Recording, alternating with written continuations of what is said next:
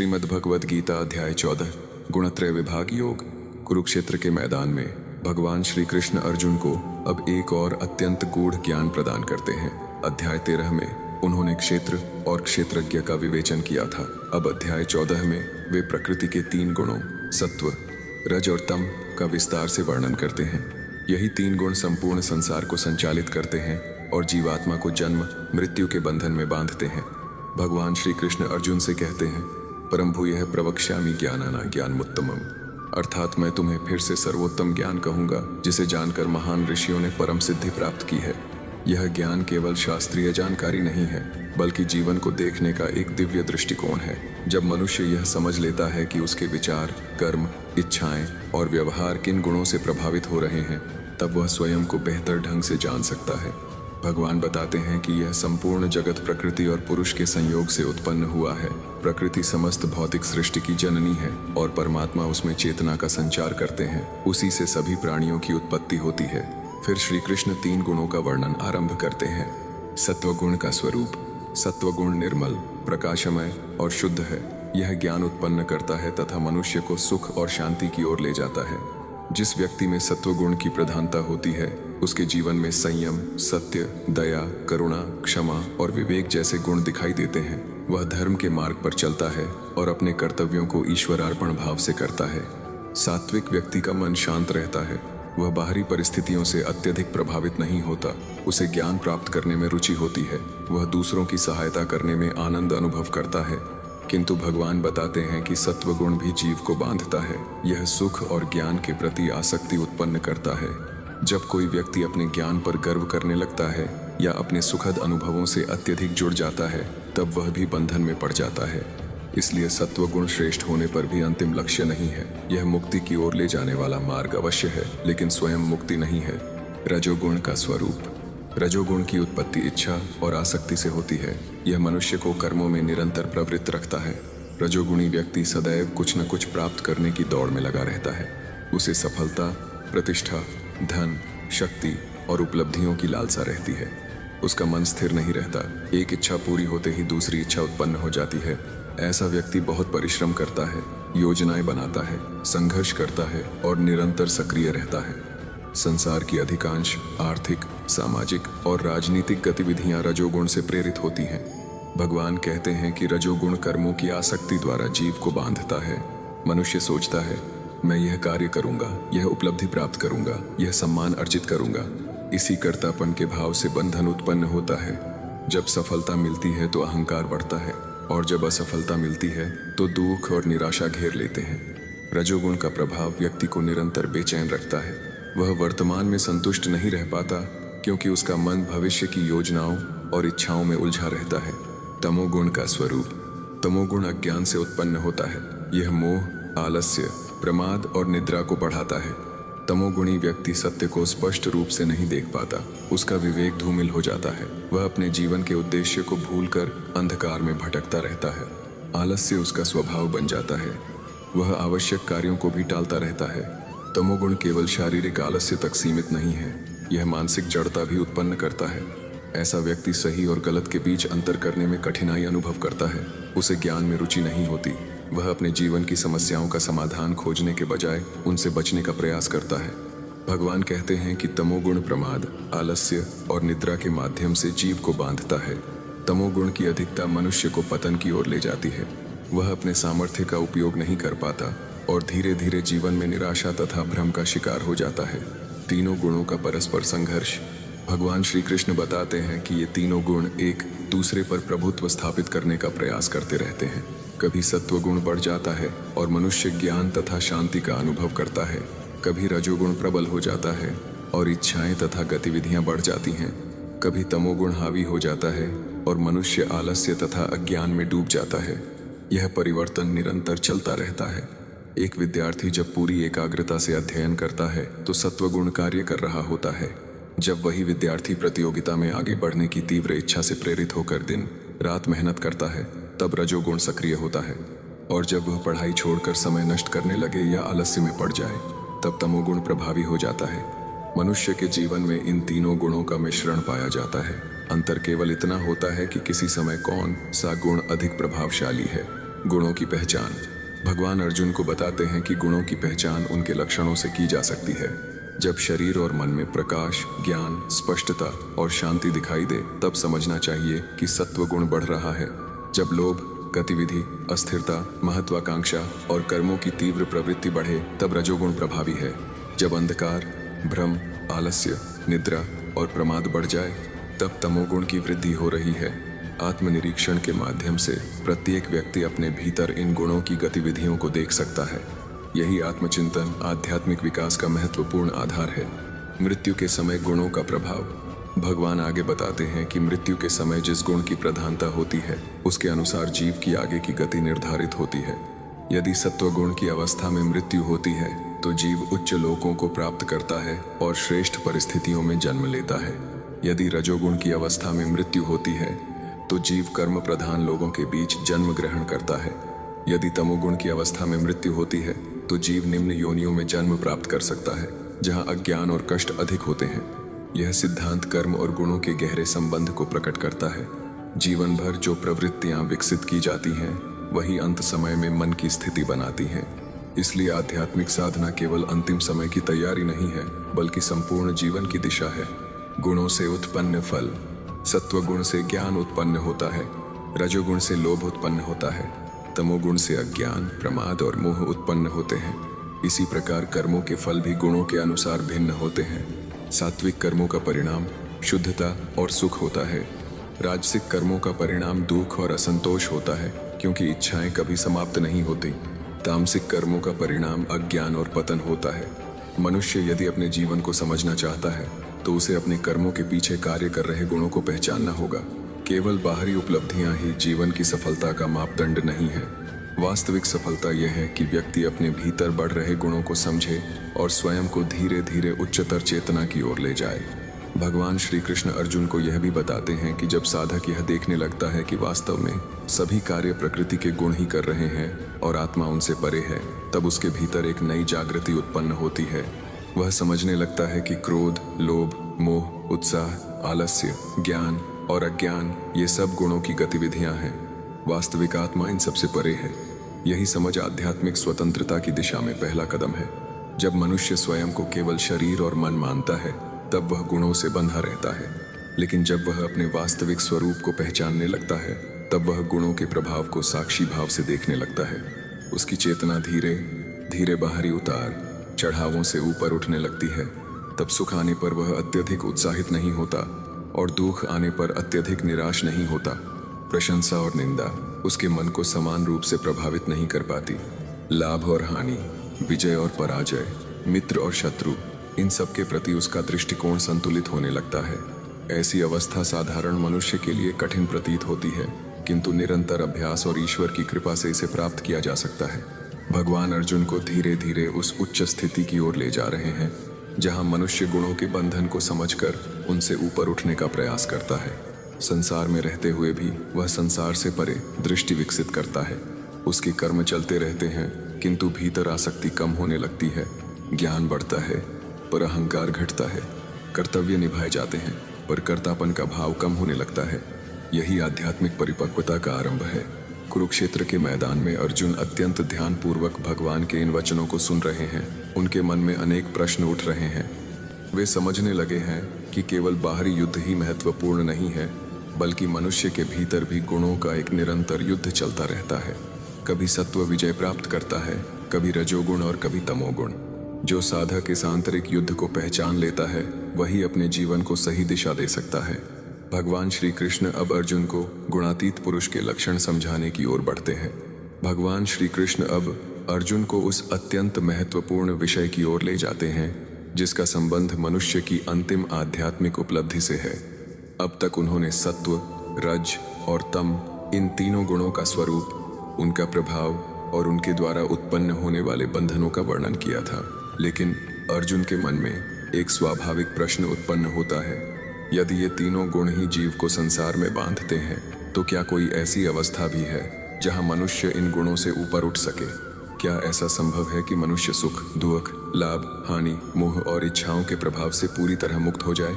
इसी जिज्ञासा के कारण अर्जुन भगवान से प्रश्न करते हैं, हे प्रभु, वह पुरुष कैसा होता है जिसने इन तीनों गुणों को पार कर लिया है? उसके लक्षण क्या हैं? उसका आचरण कैसा होता है? और वह इन गुणों से ऊपर कैसे उठता है? यह प्रश्न केवल अर्जुन का नहीं है, यह प्रत्येक साधक का प्रश्न है जो आध्यात्मिक मार्ग पर आगे बढ़ना चाहता है। भगवान श्री कृष्ण मुस्कुराते हुए अर्जुन को उत्तर देते हैं और गुणातीत पुरुष का दिव्य स्वरूप प्रकट करते हैं। वे कहते हैं कि जब सत्व का प्रकाश प्रकट होता है तब गुणातीत पुरुष उससे आकर्षित नहीं होता। जब रजोगुण के कारण अनेक गतिविधियां और इच्छाएं उत्पन्न होती हैं तब भी वह विचलित नहीं होता, और जब तमोगुण के कारण अज्ञान या जड़ता का वातावरण उत्पन्न होता है तब भी वह घृणा नहीं करता।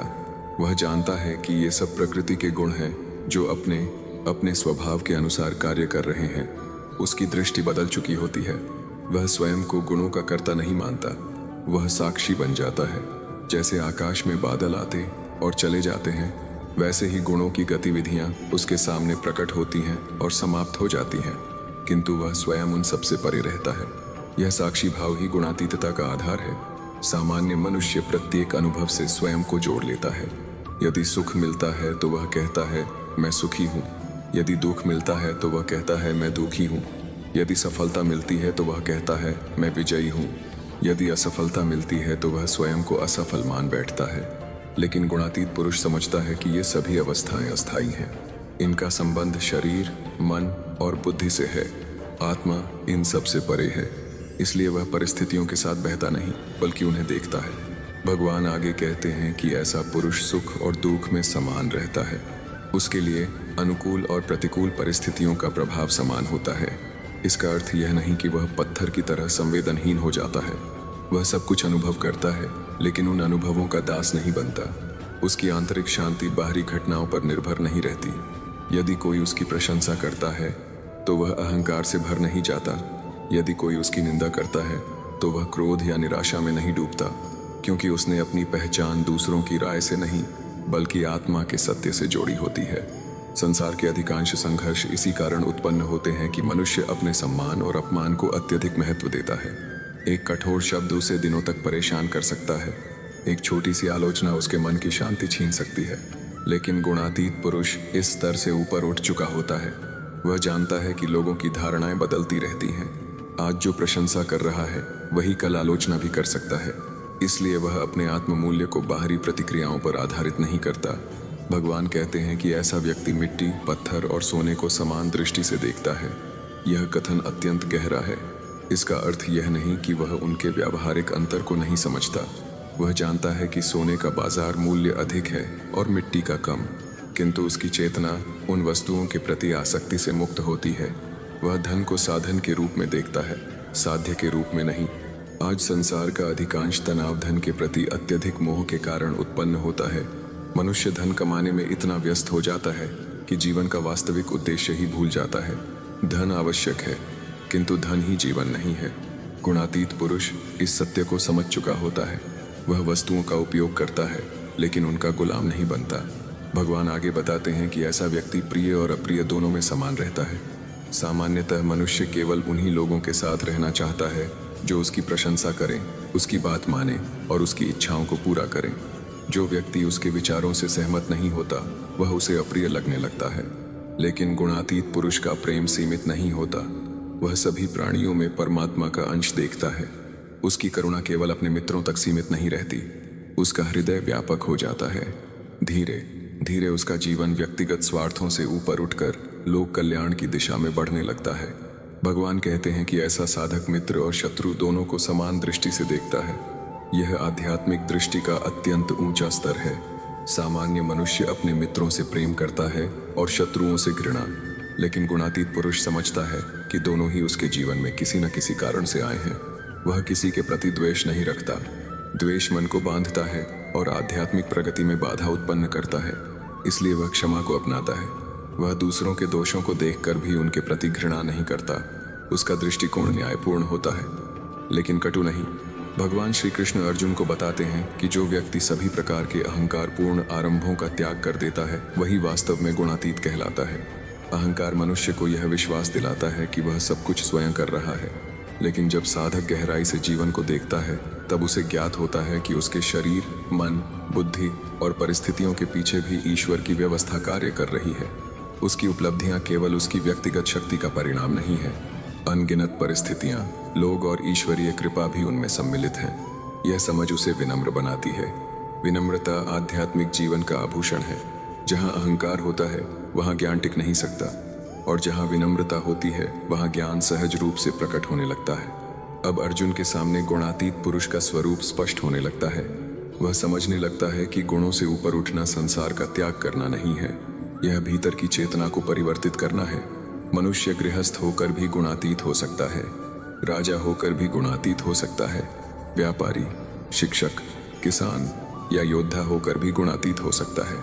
आवश्यकता केवल इस बात की है कि वह अपने कर्मों को आसक्ति और अहंकार से मुक्त होकर करे। भगवान फिर इस महान रहस्य को प्रकट करते हैं कि गुणों से ऊपर उठने का सबसे सरल और प्रभावी मार्ग क्या है। वे कहते हैं, जो व्यक्ति अव्यभिचारी भक्ति योग द्वारा मेरी सेवा करता है वह इन तीनों गुणों को पार कर जाता है और ब्रह्म भाव को प्राप्त हो जाता है। यहाँ भगवान भक्ति की सर्वोच्च महिमा का वर्णन करते हैं। ज्ञान महत्वपूर्ण है, कर्म भी आवश्यक है, ध्यान भी उपयोगी है, किंतु निष्काम और अनन्य भक्ति वह शक्ति है जो साधक को सीधे परमात्मा से जोड़ देती है। जब मनुष्य अपने जीवन का केंद्र स्वयं को नहीं बल्कि भगवान को बना लेता है, तब उसके भीतर अद्भुत परिवर्तन होने लगता है।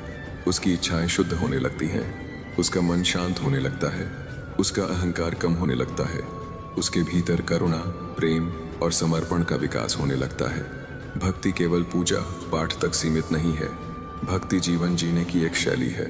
जब व्यक्ति अपने प्रत्येक कर्म को भगवान को समर्पित करता है तब उसका जीवन भक्ति बन जाता है। जब वह दूसरों की सेवा को ईश्वर की सेवा समझकर करता है तब उसका कर्म भक्ति बन जाता है। जब वह कठिन परिस्थितियों में भी भगवान पर विश्वास बनाए रखता है तब उसका धैर्य भक्ति बन जाता है। जब वह सफलता मिलने पर अहंकार नहीं करता और असफलता मिलने पर टूटता नहीं, तब उसका संतुलन भक्ति बन जाता है। ऐसी भक्ति धीरे धीरे मनुष्य को गुणों के प्रभाव से ऊपर उठा देती है। फिर वह संसार में रहते हुए भी संसार से परे हो जाता है। उसका जीवन कमल के फूल की भांति हो जाता है। कमल जल में रहता है लेकिन जल उससे चिपक नहीं पाता। उसी प्रकार गुणातीत पुरुष संसार में रहता है, कर्म करता है, संबंध निभाता है, कर्तव्यों का पालन करता है, लेकिन भीतर से स्वतंत्र रहता है। भगवान श्री कृष्ण आगे बताते हैं कि वही परम ब्रह्म, अमृतत्व, शाश्वत धर्म और परम आनंद का आधार है। जो उनकी शरण में आता है वह धीरे धीरे जन्म और मृत्यु के भय से मुक्त होने लगता है। उसके जीवन का दृष्टिकोण बदल जाता है। वह केवल वर्तमान जन्म की सीमाओं में नहीं सोचता, वह आत्मा की अनंत यात्रा को समझने लगता है। उसे ज्ञात होता है कि जीवन का वास्तविक उद्देश्य केवल भौतिक उपलब्धियां प्राप्त करना नहीं है, बल्कि अपने वास्तविक स्वरूप को पहचानना है। यह ज्ञान उसके भीतर एक नई जागृति उत्पन्न करता है। अब वह अपने जीवन की घटनाओं को नए दृष्टिकोण से देखने लगता है। जो कठिनाइयां पहले उसे शत्रु प्रतीत होती थीं, वे अब उसके लिए शिक्षक बन जाती हैं। जो असफलताएं पहले उसे तोड़ देती थीं, वे अब उसे मजबूत बनाती हैं। जो परिस्थितियां पहले उसे निराश करती थीं, वे अब उसे आत्मचिंतन का अवसर प्रदान करती हैं। धीरे धीरे उसकी चेतना बाहरी संसार की सीमाओं से ऊपर उठने लगती है।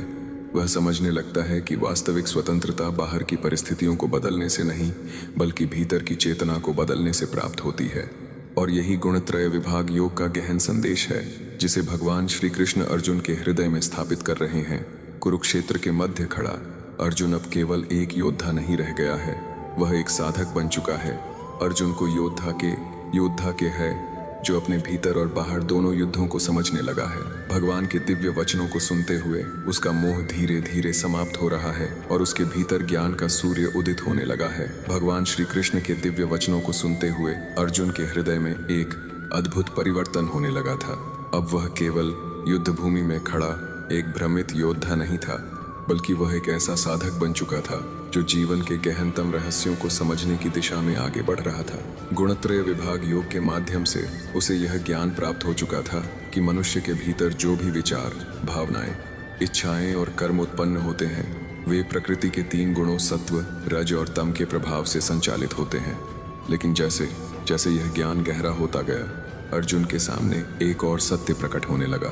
उसने अनुभव किया कि संसार में अधिकांश लोग अपने वास्तविक स्वरूप को भूलकर केवल गुणों के प्रभाव में जीवन जीते हैं। वे स्वयं को शरीर मान लेते हैं, मन की इच्छाओं को अपनी इच्छाएं समझ लेते हैं और अहंकार को ही अपना वास्तविक अस्तित्व मान बैठते हैं। भगवान श्री कृष्ण अर्जुन के मन की इस स्थिति को समझ रहे थे। वे जानते थे कि जब तक मनुष्य आत्मा और प्रकृति के अंतर को नहीं समझता, तब तक वह बार बार बंधन में पड़ता रहेगा। वे कहते हैं कि संसार का प्रत्येक व्यक्ति किसी न किसी गुण के प्रभाव में कार्य करता है। कोई ज्ञान की ओर आकर्षित होता है, कोई कर्म और उपलब्धियों की ओर भागता है, और कोई अज्ञान तथा आलस्य में पड़ा रहता है।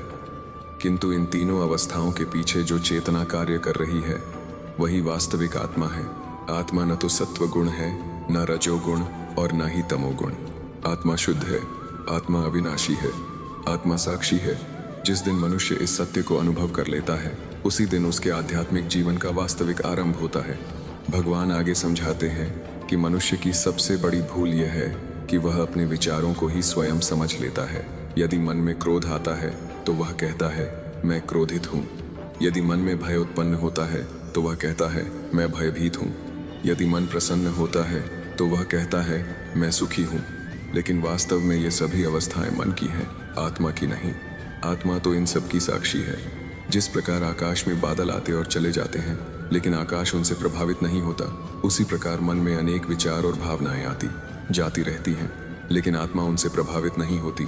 यह समझ जितनी गहरी होती जाती है, मनुष्य उतना ही भीतर से स्वतंत्र होता जाता है। धीरे धीरे वह अपने मन का स्वामी बनने लगता है।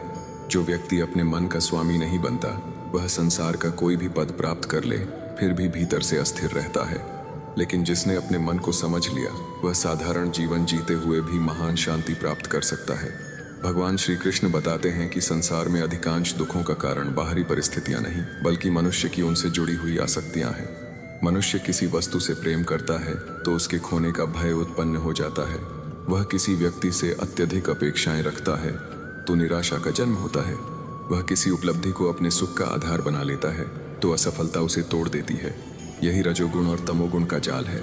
सत्वगुण इस जाल से बाहर निकलने का मार्ग दिखाता है, लेकिन अंतिम मुक्ति तभी संभव है जब मनुष्य स्वयं को गुणों से परे आत्मा के रूप में जान ले। अर्जुन ध्यानपूर्वक यह सब सुन रहा था। उसे अनुभव होने लगा कि उसके जीवन की अनेक समस्याओं का मूल कारण बाहरी परिस्थितियां नहीं थीं, बल्कि उसके भीतर उत्पन्न होने वाली आसक्तियां और मोह थे। युद्ध का भय भी उसी मोह का परिणाम था। स्वजनों के प्रति उसका लगाव स्वाभाविक था, लेकिन वह उस लगाव को ही अंतिम सत्य मान बैठा था।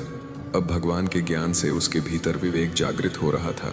भगवान आगे कहते हैं कि मनुष्य को अपने जीवन में निरंतर आत्मनिरीक्षण करना चाहिए।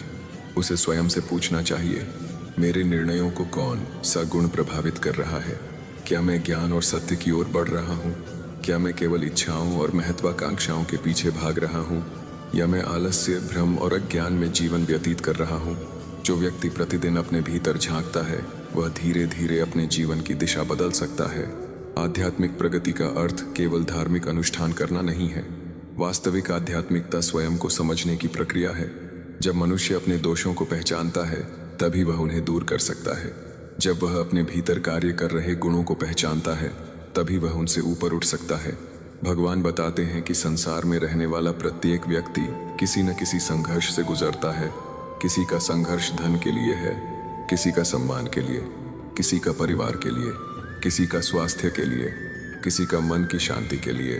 लेकिन जो व्यक्ति आत्मज्ञान प्राप्त कर लेता है, उसका संघर्ष समाप्त नहीं होता, बल्कि उसका स्वरूप बदल जाता है। अब उसका संघर्ष बाहरी वस्तुओं के लिए नहीं, बल्कि अपने भीतर की अशुद्धियों को दूर करने के लिए होता है। वह क्रोध पर विजय प्राप्त करना चाहता है, वह लोभ को समाप्त करना चाहता है, वह अहंकार को कम करना चाहता है, वह करुणा, क्षमा और प्रेम को विकसित करना चाहता है। यही वास्तविक आध्यात्मिक युद्ध है। कुरुक्षेत्र का युद्ध कुछ दिनों में समाप्त हो जाएगा, लेकिन मनुष्य के भीतर चलने वाला यह युद्ध जीवन भर चलता रहता है। जो इस युद्ध में विजयी हो जाता है, वही सच्चा विजेता कहलाता है। भगवान श्री कृष्ण अर्जुन को बताते हैं कि संसार में दो प्रकार के लोग होते हैं। पहले वे जो परिस्थितियों के अनुसार बदलते रहते हैं। दूसरे वे जो अपने भीतर ऐसी स्थिरता विकसित कर लेते हैं कि परिस्थितियां उन्हें बदल नहीं पाती। पहला व्यक्ति हर समय भय और चिंता में रहता है, दूसरा व्यक्ति विश्वास और संतुलन में जीता है। पहला व्यक्ति सुख मिलने पर अत्यधिक प्रसन्न और दुख मिलने पर अत्यधिक निराश हो जाता है। दूसरा व्यक्ति दोनों स्थितियों में संतुलित रहता है। पहला व्यक्ति संसार का दास है, दूसरा व्यक्ति आत्मा की स्वतंत्रता का अनुभव करता है। भगवान चाहते हैं कि अर्जुन दूसरे प्रकार का व्यक्ति बने। वे चाहते हैं कि वह केवल युद्ध जीतने वाला योद्धा न बने, बल्कि स्वयं पर विजय प्राप्त करने वाला महायोगी बने। धीरे धीरे अर्जुन को समझ आने लगा कि भगवान उसे केवल युद्ध करने की प्रेरणा नहीं दे रहे हैं, वे उसे जीवन जीने की कला सिखा रहे हैं। वे उसे यह समझा रहे हैं कि मनुष्य का वास्तविक मूल्य उसके बाहरी पद, धन या शक्ति से नहीं मापा जाता। उसका वास्तविक मूल्य उसके चरित्र, उसके विवेक और उसकी चेतना की ऊंचाई से निर्धारित होता है। संसार में ऐसे अनेक लोग हैं जिन्होंने अपार धन कमाया, विशाल साम्राज्य बनाए और महान उपलब्धियां प्राप्त की, लेकिन अंततः वे भीतर से अशांत रहे। और ऐसे भी अनेक संत हुए जिन्होंने साधारण जीवन जिया, लेकिन उनके भीतर ऐसी शांति थी जिसे संसार की कोई शक्ति छीन नहीं सकती थी। यही अंतर बाहरी सफलता और आंतरिक सफलता का है। भगवान श्री कृष्ण अर्जुन को आंतरिक सफलता की दिशा में ले जा रहे थे। वे उसे सिखा रहे थे कि जीवन का सर्वोच्च लक्ष्य केवल संसार में कुछ प्राप्त करना नहीं है, वास्तविक लक्ष्य स्वयं को प्राप्त करना है। जो स्वयं को पा लेता है उसे और कुछ पाने की आवश्यकता नहीं रहती। जो स्वयं को खो देता है वह सब कुछ पाकर भी अधूरा रहता है। भगवान आगे बताते हैं कि आत्मज्ञान प्राप्त करने के लिए 3 बातों का विशेष महत्व है: विवेक, वैराग्य और भक्ति।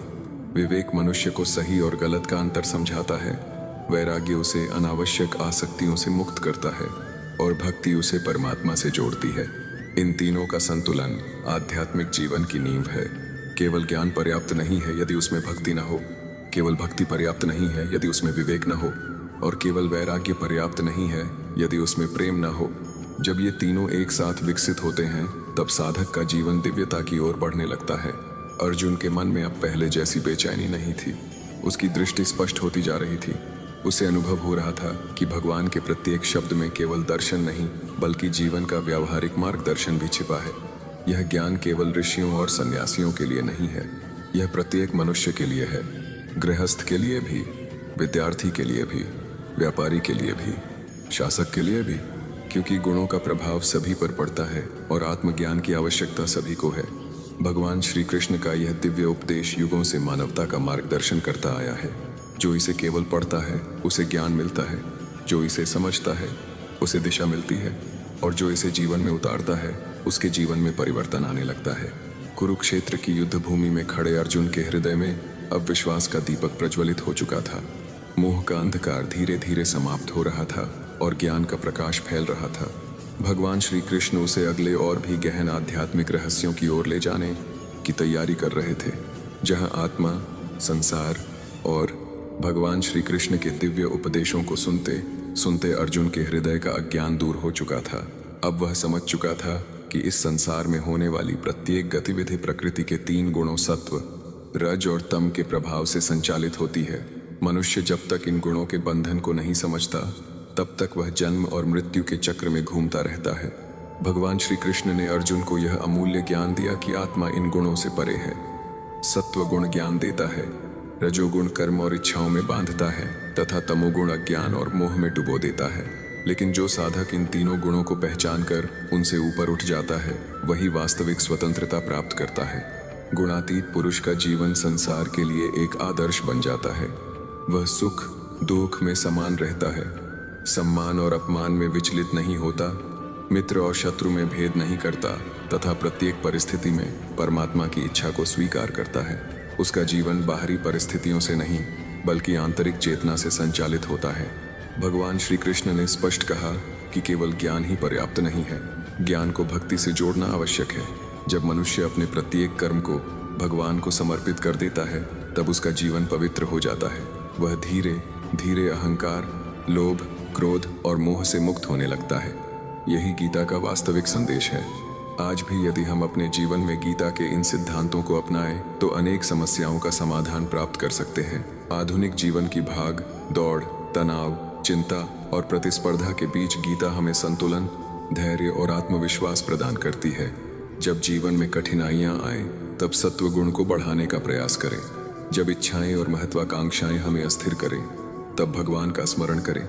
जब आलस्य और निराशा हमें घेर लें तब आत्मज्ञान का दीपक जलाएं, और जब सफलता प्राप्त हो तब विनम्र बने रहें। यही गुणत्रय विभाग योग का सार है। अर्जुन की तरह हम सभी अपने अपने जीवन के कुरुक्षेत्र में खड़े हैं। हमारे सामने भी अनेक चुनौतियां हैं, कभी परिवार की चिंता, कभी भविष्य की चिंता, कभी धन की समस्या, कभी मन की अशांति। लेकिन यदि भगवान श्री कृष्ण के उपदेशों को अपने जीवन का मार्गदर्शक बना लें तो कोई भी परिस्थिति हमें पराजित नहीं कर सकती। गीता केवल एक धार्मिक ग्रंथ नहीं है, बल्कि जीवन जीने की कला है। यह हमें सिखाती है कि परिस्थितियां कैसी भी हों, अपने कर्तव्य का पालन करते हुए ईश्वर पर विश्वास बनाए रखना चाहिए। यह हमें यही विश्वास मनुष्य को साधारण से असाधारण बनाता है। यही विश्वास उसे अंधकार से प्रकाश की ओर ले जाता है। यही विश्वास उसे बंधन से मुक्ति की ओर ले जाता है। भगवान श्री कृष्ण का यह दिव्य संदेश आज भी उतना ही प्रासंगिक है जितना हजारों वर्ष पहले कुरुक्षेत्र की युद्ध भूमि में था। जो व्यक्ति गीता के ज्ञान को समझता है और उसे अपने जीवन में उतारता है, वह भीतर से मजबूत, शांत और संतुष्ट बन जाता है। आइए हम सभी संकल्प लें कि गीता के ज्ञान को केवल सुनेंगे नहीं, बल्कि अपने जीवन में भी अपनाने का प्रयास करेंगे। सत्य, करुणा, धैर्य, सेवा और भक्ति को अपने जीवन का आधार बनाएंगे। इसी में मानव जीवन की सफलता है, इसी में आत्मा का कल्याण है, इसी में परम शांति का मार्ग छिपा हुआ है। जय श्री कृष्ण। यदि आपको श्रीमद् भगवद गीता की यह दिव्य कथा और उसका आध्यात्मिक संदेश पसंद आया हो तो कृपया गीता यात्रा चैनल को अवश्य फॉलो और सब्सक्राइब करें। आपका एक सब्सक्राइब हमें सनातन ज्ञान को अधिक से अधिक लोगों तक पहुंचाने की प्रेरणा देता है।